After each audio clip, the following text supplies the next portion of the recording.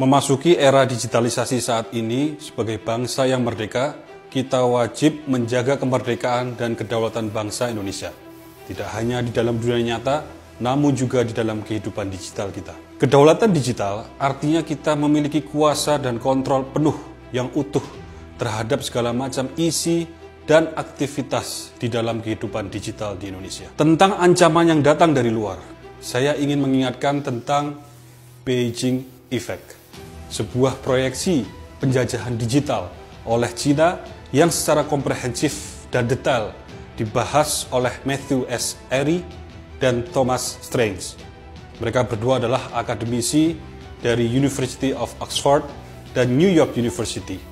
Di dalam artikel atau jurnal yang mereka tulis yang berjudul The Beijing Effect, China's Digital Silk Road as Transnational Data Governance. Kita ketahui bersama bahwa China membangun proyek jalur perdagangan dan ekonomi raksasa bernama BRI atau BRI, Belt and Road Initiative. Jadi lewat BRI, China menerapkan investasinya ke 149 negara hingga hari ini dengan berbagai macam skema, termasuk memberikan hutang yang sangat besar. Dan Indonesia bergabung ke BRI di era Presiden Jokowi. Dan proyek kereta api cepat Jakarta-Bandung adalah salah satu proyek BRI tersebut. Yang banyak orang tidak ketahui adalah berdampingan dengan BRI, China juga membangun DSR, Digital Silk Road, atau Jalur Sutra Digital. DSR ini membangun infrastruktur jaringan internet puluhan, bahkan hingga ratusan ribu kilometer melintasi negara-negara partner BRI. Selain itu, DSR juga membangun pusat-pusat data di berbagai macam negara, termasuk juga di Indonesia. Di sini China akan menggunakan infrastruktur IT yang telah dibangun oleh DSR tadi untuk kepentingan geopolitik dan ekonominya lewat penguasaan data. Data di era digitalisasi ini dianggap sebagai mata uang baru, bahkan dianggap sangat berharga seperti minyak.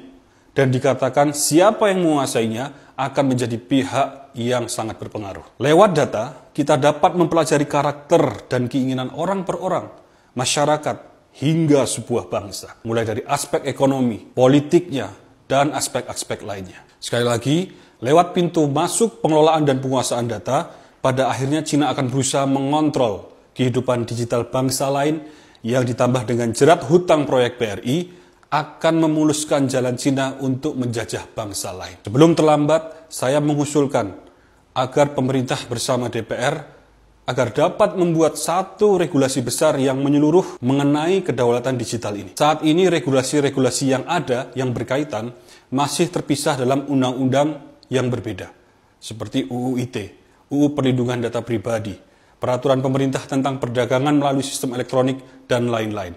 Sehingga menyulitkan kita untuk melihat secara utuh apakah regulasi yang ada sesungguhnya telah cukup untuk membangun kedaulatan digital Indonesia.